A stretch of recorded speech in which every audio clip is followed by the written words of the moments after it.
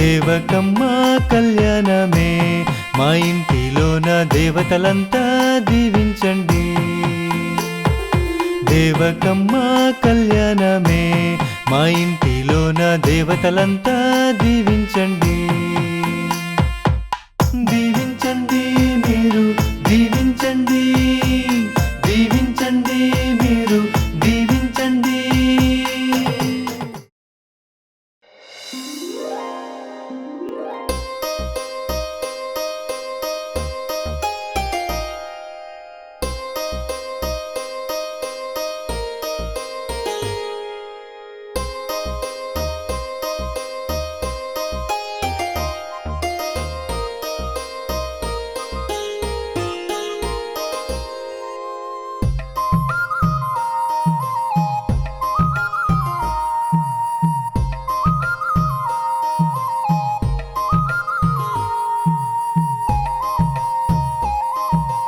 యాడికి పోతుండవమ్మా? స్కూల్కి నాన్న. ఈరోజు ఈ స్కూల్కు పోవద్దని మీ అమ్మ చెప్పలేదా? చెప్పలేదు. ఎందుకు వెళ్ళకూడదు నాన్న? మల్లమ్మ, దీనికి 1000 సార్లు చెప్పిన గుర్తుండి సావదు. ఒసే మతిమరు మల్లమ్మ, ఎక్కడున్నావే? గేందయ్యా, పెన మీద పోసిన ఉప్పులాక గట్ల రంతు చేస్తుండవు. గిట్ల రద్దు చేయకపోతే నీ మొగునున్న ఈ విషయం కూడా మర్చిపోతావు. గుర్తు చేసినావు కదా, గిట్ల పనులన్నీ గట్లనే ఉన్నాయి. ఒసే మల్లమ్మ, కొంచెం ఆగు. గేందయ్యా, నసబెట్టి సంపుతుండవు. ఏం కావాలి? ఈ రోజు దేవక్కి పూల పండ్లని చెప్పలేదా? నాకు పూల్ పండ్లేంటి నాన్న విచిత్రంగా? పూల్ పండ్లు నీకు కాకపోతే నాకు పెట్టిస్తాడా? పుస్తకాలు లోపల పెట్టి ముందు సీర కట్టుకోపా. నువ్వు కూడా అలా మాట్లాడతావేంటమ్మా? 2 నెలల్లో 10వ తరగతి పరీక్షలున్నాయి. అయినా నేను బాగా చదువుకొని కలెక్టర్ అవ్వాలి. నేను ఇప్పుడే పెళ్లి చేసుకోనమ్మా. కలెక్టర్ కావాలంటే చాలా పైసలు కావాలా బిడ్డ? గైనా నీవు కలెక్టర్ అయ్యి ఎవరిను ధరిస్తావే? ఒక ఇంటికిస్తే పోయేదానివి. నీకు పెట్టే పైసలు మీ అన్నకు పెడితే వాడు ఉద్యోగం చేసి మమ్మల్ని అందరినీ సాక్తాడు. చదివింది చాలు గాని ఇక మంజయ్. అదేంటమ్మా, ఇద్దరం మీ కడుపున పుట్టిన పిల్లలమే కదా. ఇద్దరిని అన్ని విషయాల్లో సమానంగా చూడకపోయినా కనీసం చదువు విషయంలో అయినా చూడండమ్మా. నేను బాగా చదువుకొని కలెక్టర్ కావాలని ఆశగా ఉందమ్మా. దయచేసి కాదనకండి.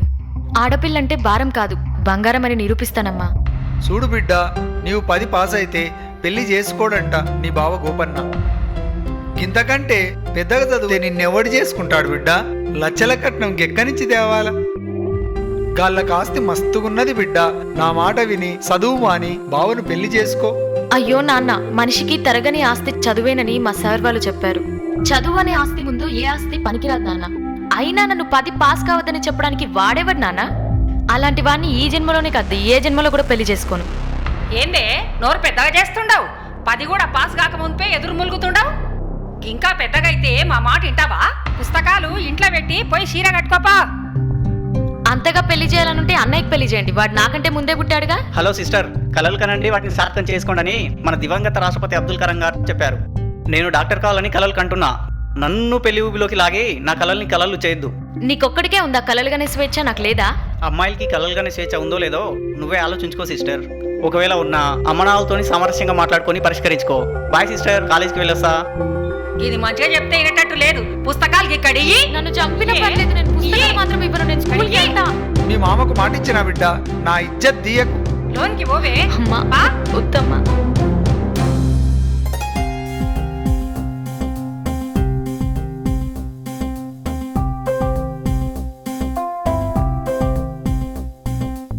ఒరే గోపన్న, డబ్బున తయారుగారా, ఈ పూల పనులు ఆడిపోతున్నాయి.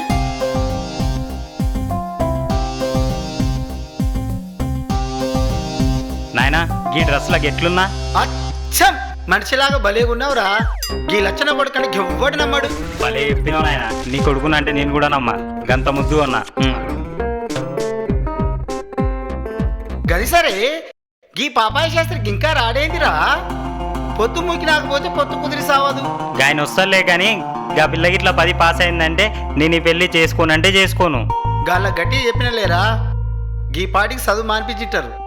గైనా గా పిల్ల 9 చదివింది కదరా, నీవేమో 3 చదివినావు. నీకనికి ఎక్కువ చదివినట్టే కదరా. నాయనా, నువ్వు మర్చిపోయినావు.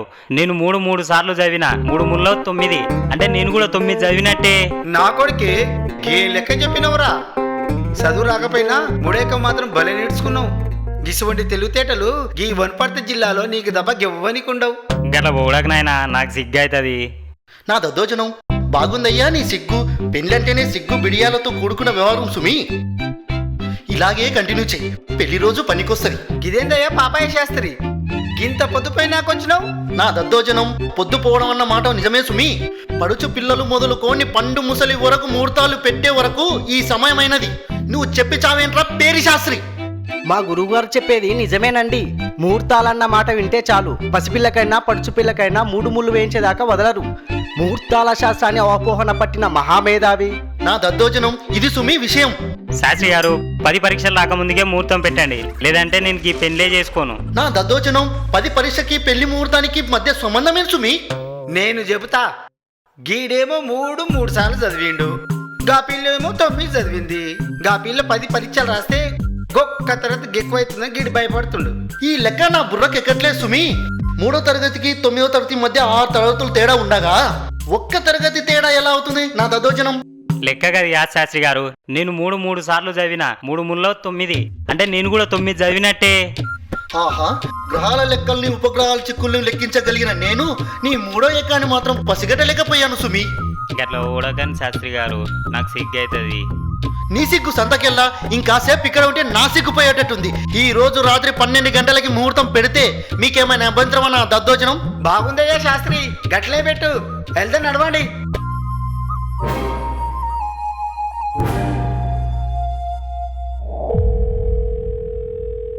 హలో, ఫోన్ ఎత్తండి సార్.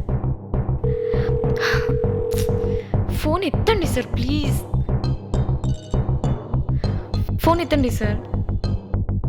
హలో, ఎవరు? హలో సార్, నేను దేవకిని మాట్లాడుతున్నాను. ఎందుకమ్మా ఏడుస్తున్నావు? నన్ను చదువు మానిపించి పెళ్లి చేయాలని ఎంగేజ్మెంట్ చేస్తుండ్రు సార్. మీరు వచ్చి ఎలాగైనా కాపాడాలి సార్. Sir please sir. నువ్వేం భయపడకమ్మా, నేను వెంటనే పోలీసుల్ని పంపిస్తా. Sir please sir. ఎవరికి ఫోన్ చేస్తుండవే? Police station. నువ్వు గనుక ఈ పెళ్లి చేసుకోకపోతే ఈ పురుగుల మందు తాగి సస్తా. అలాగే చేసుకుంటానమ్మా, నువ్వు తాగొద్దు ప్లీజ్. అయితే లోనికి వా. రావయ్యా లచ్చన్న బావా, రా. ఇప్పుడే నా రావడం. కూర్చోండి బావా, కూర్చోండి. కిష్టే బావా, చెల్లెమ్మయ్యాడుంది. లోపలుంది బావా. 2 నిమిషాల్లో దివ్యమైన ముహూర్తం సుమి.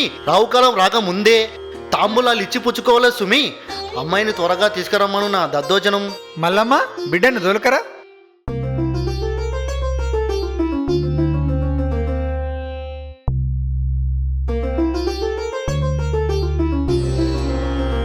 అమ్మాయి బేషుగా ఉంది. పేరేంటమ్మా? దేవకి. దేవకి గోపన్న నామస్య సుమూర్తె సుమూర్తస్తో.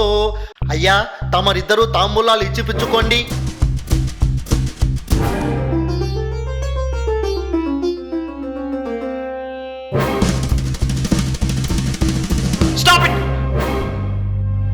కానిస్టేబుల్స్, వీళ్ళందరూ జీపేకి ఇచ్చండి. ఇదేంటి చోద్యం? ఇక్కడ ఏమైనా మడలు జరిగాయా మమ్మల్ని అరెస్ట్ చేయడానికి? మైనార్టీ తిరిగిన అమ్మాయిని చదువు మానిపించి బలవంతంగా పెళ్లి చేయడం చట్టం దృష్టిలో మర్డర్ చేయడం కన్నా నేరం. అందుకు కారకులైన మీరందరూ శిక్షార్హులే. అది కాదు సుమి, అమ్మాయి చదువు మాన్పించడంలో నాకు సంబంధం లేదు. అమ్మాయి పెళ్లి చేయడం అనేది తల్లిదండ్రుల నిర్ణయం. నన్నెందుకు అరువు చేస్తున్నాడు నా దద్దోజనం? నేరం చేసేవారికి సహకరించడం కూడా నేరమే. మైనార్టీ తీరని అమ్మాయిలకు పెళ్లి తంతు నిర్వహించకూడదు. మా బిడ్డకు మేం పెళ్లి చేసుకుంటే మధ్యాహ్నం నీకేందయ్యా బాధ? చూడమ్మా, చట్టరీత్యా 18 సంవత్సరాలు నిండని అమ్మాయికి 21 సంవత్సరాలు నిండని అబ్బాయికి పెళ్లి చేస్తే నేరమవుతుంది. మర్యాదగా స్టేషన్కి వస్తారా, బలవంతంగా లాక్కెళ్ళాలా? ఫోన్ చేసి పోలీసులను పిలిపించి మా ఇజ్జత్ తీసినవుగా ననే. ఈ రోజే నువ్వు చచ్చిన రోజు అనుకుంటాం. ఇంకొక్క నిమిషం కూడా గీడుండొద్దు. పోవే. చూడు బిడ్డ, ఇంకెప్పుడు నా ఇంటికి రావద్దు. కాదని వస్తే గదే రోజు మేమిద్దరం చచ్చిపోతాం. వెళ్ళవే. సార్ మీకు దండం పెడతాను, మా వాళ్ళని వదిలేసి నాకు ఎక్కడైనా చదువుకోవడానికి అవకాశం ఉంటే కల్పించండి. నీలాంటి అమ్మాయిలకు రక్షణ కల్పించడానికి ప్రభుత్వం స్టేట్ హోమ్ ఏర్పాటు చేసింది. అక్కడ నువ్వు ఎంతవరకైనా చదువుకోవచ్చు. వెళ్దాం పదమ్మా.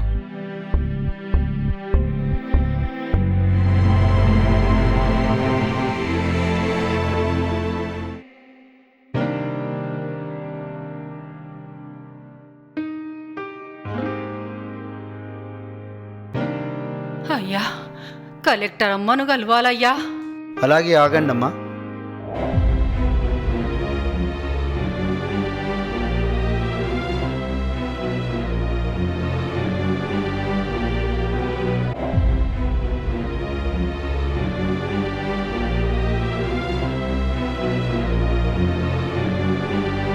మేడం, మీ గురించి ఎవరో రైతు దంపతులు వచ్చారు మేడం. ఎక్కడి నుండి? చెప్పలేదు మేడం. లోపలికి రమ్మనండి.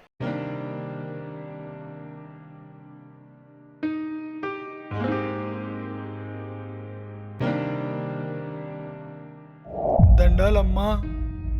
చెప్పండమ్మా. ఉన్న భూమినంతా అమ్ముకొని కొడుకును చదివించి డాక్టర్ను చేస్తే గాడింటికి వస్తలేడు. మేమే గాడింటికి పోతే కోడలు రాణిస్తలేదు. మెడవట్టి బయటికి దొబ్బింది. ఉన్న అర్ధెకరం పొలంలో బుడ్డలేస్తే నకిలీ ఇత్తనాల వల్ల ఒక్క గింజ చేతికి రాలేదు. 3 దినాల నుంచి తిండి లేక ఆకలితో చస్తున్నాం. పంట నష్టం కింద 500 ఇప్పించండి అమ్మా, నీకు పుణ్యం ఉంటుంది. మీరేవరు? కేతేపల్లెమ్మ, పాపిష్టి దాన్ని. నా బిడ్డ మంచిగా చదువుకొని కలెక్టర్ అవుతానంటే దాన్ని కొట్టి ఇంట్లోకెళ్ళి ఎలగొట్టినాం. ఆ పాపమే మమ్మల్ని చుట్టుకున్నది. ఎట్లయినా నువ్వే దయ చూపించాలమ్మా.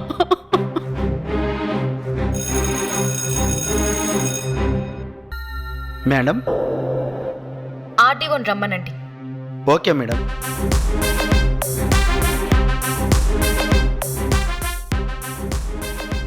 ఎస్పీ గారు, నా ఛాంబర్కి రండి.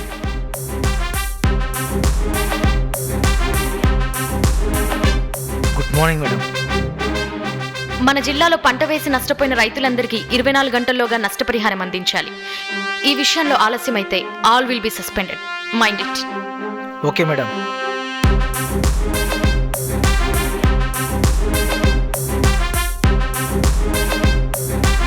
Yes madam. నకిలీ విత్తనాలమ్మే షాపులన్నిటినీ ఫైండ్ అవుట్ చేసి వెంటనే సీజ్ చేయండి. సంబంధిత వ్యక్తులని అరెస్ట్ చేయండి. Do it as early as possible. It's my order. Okay madam.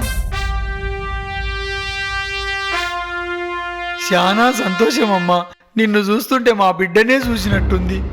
మీరు ఇంకొక సాయం చేయండి అమ్మా, మాకెవరూ దిక్కులేరు. మమ్మల్ని ముసలోళ్ళుండే దగ్గర గదేనమ్మా, దిక్కులేని వాళ్ళుండే దగ్గర మమ్మల్ని చేర్పించమని చెప్పమ్మా.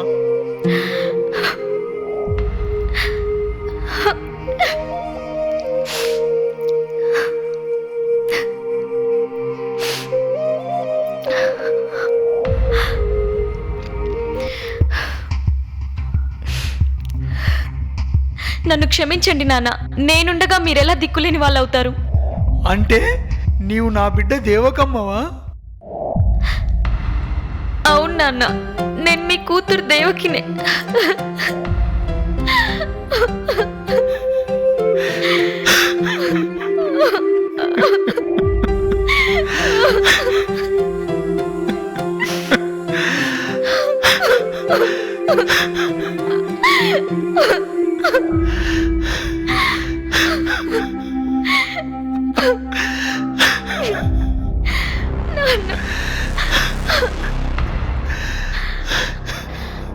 అమ్మా, నేనమ్మా మీ కూతురు దేవకిని. పాపిష్టి దాన్ని, నన్ను అమ్మ అని పిలువకమ్మా. నీవు చదువుల తల్లివి. నీవెక్కడుంటే అక్కడ అందరు చల్లగా ఉంటారు. ఢిల్లీకి రానైనా తల్లికి కూతురే కదమ్మా. పదండమ్మా, మన బంగ్లాకి వెళ్దాం. సమాజంలో ఎంతోమంది దేవకి లాంటి అమ్మాయిలున్నారు.